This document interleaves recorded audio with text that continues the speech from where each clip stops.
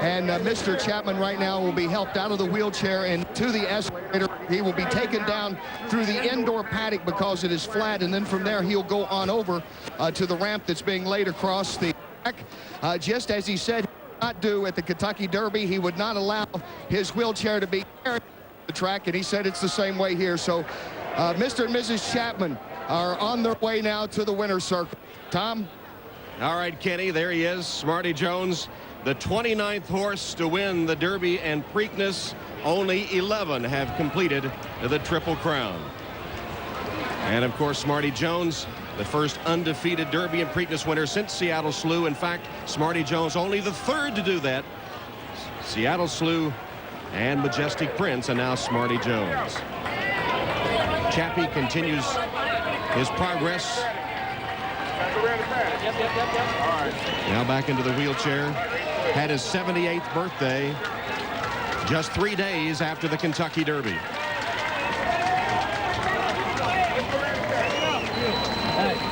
Who's like getting service? John Service with his stable foreman Bill Foster.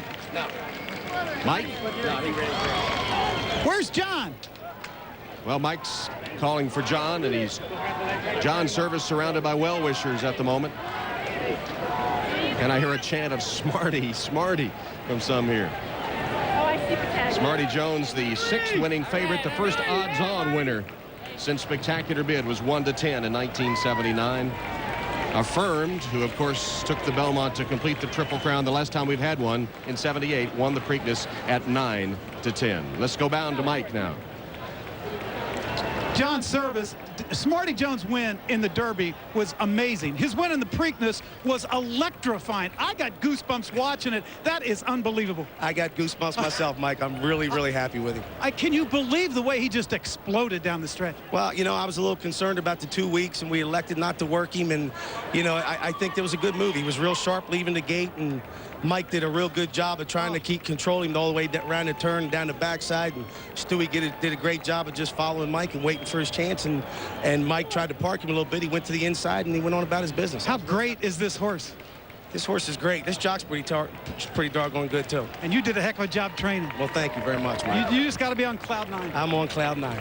We're with you. Thank you, buddy. All right, John. Thank you. John Service. All right, Mike, and there's a look at Pete Van Trump, who gallops him in the mornings.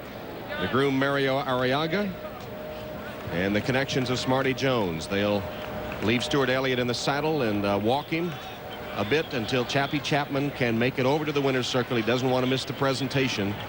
And the Visa Triple Crown once again in sight after the Derby and Preakness, but with a twist this time because the horse that is aiming for the Triple Crown is 8 for 8. Bob Newmeyer. Well, thanks, Tom. With runner-up jockey Gary Stevens aboard Rock Hard 10 and pace setter Mike Smith. Mike, let me start with you. Did you try to float this horse wide into the first turn? Well, he always floats out. You know, it's just to get him to rate, you gotta let him a little bit. Otherwise, if you grab a hold of him to pull him in, he grabs a bit. He was struggling early on. It made him get out even more than usual. And Smarty Jones, man, he's just an amazing horse. Like we was talking earlier, I think me and Gary on some great colts were just born in the wrong year. All right, Mike, let's go to Gary now. Rock Hard 10 had trouble loading. You seemed very, very wide throughout. Was that a problem? No, it wasn't a problem at all. I mean, I finished second. I had some problems at the starting gate. I'm sure took a little bit of something out of him. But I was happy out in the middle of the track. The going was good, and I was actually placed right behind the winner throughout the trip. He was wide also, but I was absolutely no match for the winner. He's something very, very special. We might have seen some history in the making right here. I thought I had a chance right here coming into the stretch. And you got some positive momentum coming here. You got to think you got a chance here. Great momentum, and I had another gear left. Unfortunately, when I hit the other gear, Smarty Jones hit about 4 more gears. And Mike Holt knew it was over with right here. And I'm just basically running for second. Smarty Jones looks like he's just getting warmed up right here at the finish. And I'm pretty excited for them. I would have loved to have won it, but my horse, he's young. He's got a great future ahead of him. And like Mike said, we might have just been born in the wrong year to come up against Smarty Jones. All right, Gary, thank you very much. Let's go back to Tom. All right, Bob, and the Preakness is now official.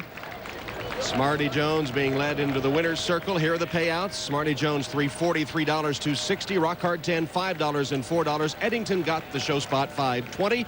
The Exacta paid $24.60. The Try, $177. And the Superfecta, $230. He's the little horse that could. Pennsylvania. Our aerial coverage of the Preakness, courtesy of the Goodyear Tire and Rubber Company and its fleet of airships, reminding you to enjoy the drive on Goodyear's new Assurance tires. And a look at Smarty Jones, his colors being painted on the weather vane atop the cupola, and joined now by Shane Sellers. Shane, of course, lost his Preakness ride when the Cliff's Edge was scratched, but he's here to help us with our Computer Associates race replay. Welcome, Shane. Thank you. And Smarty Jones certainly has everybody talking now. Let's take a look at this replay now and watch him isolated from start to finish. Clear break for him, even though a couple of horses did get squeezed in there. Yeah, he's a good gate horse. You can tell that, and he got off really good. And Stewart just rode an impeccable race. I mean, he sat chilly. He's looking around right now, and right here you can see Mike's.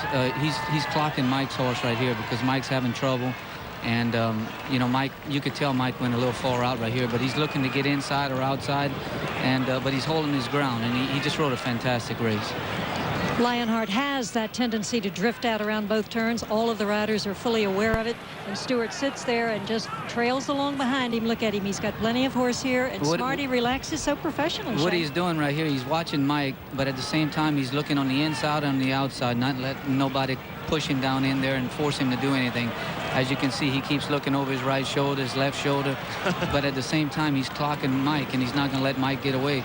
And right here, he's going to look at Mike, and I think he can tell that Mike's going to have trouble in the next turn, and he does a great job right here. He does a great move and pushes him to the inside. Well, he's got Song of the Sword up inside him. Did you think he was going to have room to drop over and go to the inside of Lionheart? Well, right there, you could tell. I mean, he had to make a decision, so he made sure he cleared the horse on the inside of him. Right here, you can tell that he knows he's got this. He got Lionheart at bay. This is what's so impressive about Smarty Jones. He can give you that burst of tactical speed whenever you need it. He can. This is a great horse. I mean, we might be looking at the next Triple Crown winner. It doesn't look like a, and you can see Stewart right here. This has got to be a great feeling for him. You know, oh man, I'm so happy for him. He's a great guy. This is a great burst of acceleration through the stretch, but Shane, if the Cliff's Edge, the mount that you lost today, if he is well by Belmont time, can he chase Smarty Jones effectively? Well, you know, it's something that it depends on how much time he's going to lose or how much this is going to take out of Smarty Jones. But this is a tough-looking horse, and we'll just have to see. All right, thank you, Shane. Shane Sellers helping us with our Computer Associates race replay. And you notice, all alone at the finish, Smarty Jones going back for a well-deserved bath. The 129th running of the Preakness Stakes is brought to you by Visa. Hello there. Rangers suffered through a season without a trophy. Worse still for the men in blue that were whitewashed in the Old Firm games and finished over 20 points behind Celtic in the standing. Rangers boss Alec McLeish has pinpointed several areas he needs to work on for next season. Goal scoring away from home was one area where Rangers really slipped up, scoring only 25 goals and giving up 20 goals on these road trips. This means that Rangers so far have won only 8 games on the road with 6 draws and 4 losses, while at home they had 16 wins with no draws and only 2 losses. McLeish has already taken a positive move to change these figures. Next year he has signed Dado Perso from Monaco. Perso is a very direct striker with really good instincts. This is just one of the many changes that McLeish will try and make to close the gap on Celtic as Rangers look to atone for a dreadful season. That's what's in the Al Onion bag this week, and I'm Tommy Smith with a Y. Most of these drivers have the same training, the same experience, even the same horsepower. So what is it that separates one from the rest? Sometimes just 12 1/1000ths of a second. The Indy Racing Series on ESPN. Log on to ESPNSoccerNet.com for up-to-the-minute football news and opinion. And keep up to the minute on all the happenings in England and the rest of Europe. It's the best site on the net to follow the UEFA Champions League and Euro 2004. Log on to check out late-breaking news and highlights from around the world. We're the only site you'll ever need to find out anything and everything. ESPNSoccerNet.com. Log on today. Don't stop.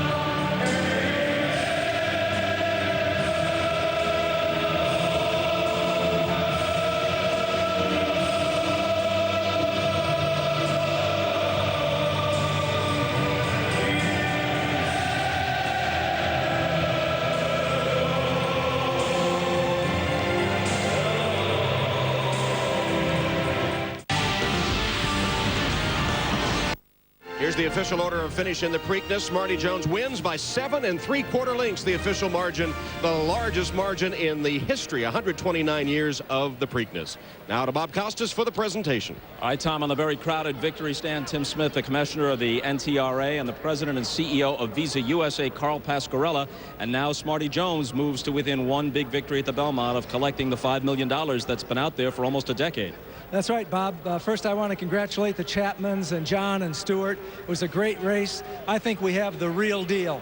He's one race away from being the all-time money winner and one race from being the undefeated thoroughbred champion for the Triple Crown, the Visa Triple Crown, since Seattle Slew. So I think we've got the real deal here, and we can't wait at Visa to get that $5 million in their hands. All right, Joe DeFrancis is the president of the Maryland Jockey Club, and the chairman of the board of Magna Entertainment is Frank Stronach.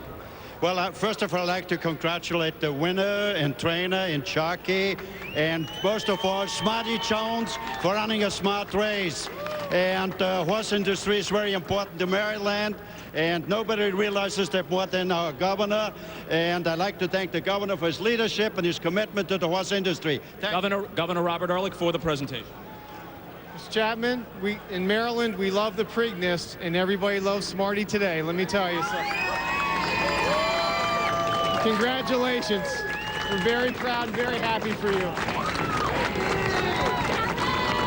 Roy and Pat Chapman, one of their grandchildren. You already picked up a $5 million one-time only bonus for winning the Rebel Stakes, the Arkansas Derby, and the Kentucky Derby, and now you could double it to $10 million with a win in the Belmont. How about this? I got to talk to Smarty first, to tell you the truth. All right, Mr. Chapman. We'll let you confer with Smarty, and we'll send it over to Mike Battaglia. Thanks, Bob. And you know what? Smarty Jones is truly America's horse now, John. Truly America's horse. Well, he came through for America. I mean, I'm so impressed with his effort today. I really am. I knew he had to bring his best game. I knew it was the toughest race he's going to be in a long time, and he brought it. He brought it big time. And I don't think anybody really realized how good this horse is, except maybe Stuart Elliott, who was sitting on him like he was sitting on Citation all the way around. I tell you what, Mr. Service, last time you credited me, today I'm crediting you. I mean, he just took me around there. He's a great horse. This has got to be right now one of the best feelings you've ever had in your entire life. I can't even explain it. I really can't. I mean, I'm just so overwhelmed, and I'm happy for everybody. I really am. I mean, it's great. I love it. On to the Belmont? As long as he tells us he's ready, we're on to the Belmont. 3 weeks, we're going to see it, people. On to the Belmont for Smarty Jones. Congratulations, guys. Thank you. The Chapmans with a celebration after taking the second jewel in the Visa Triple Crown and doing it with a flourish. 7 3/4 lengths. Smarty Jones wins the Preakness Stakes and is still undefeated, the Philly Flyer. And with all the bad news in the world today, isn't it nice to smile about a story for a change? It's 3 weeks till the Belmont. Let's enjoy the ride. Tom Hammond, so long from Pimlico. Sydney.